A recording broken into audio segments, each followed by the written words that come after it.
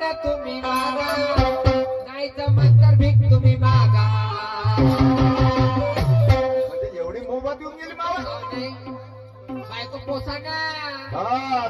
बायको पोचतो मी तुला रिकामी ठेवतो. काय तुम्ही कोणते धंदे करू का स्टॅम्प घेऊन लिहून ठेवले होते माझ्याकडे. तुला जेव्हा पवाले आलो तर तुला असं मुक्यामुखी बायको केली मी ना. का केले तर हा नका मागे तुम्ही माझ्या सोळा विचार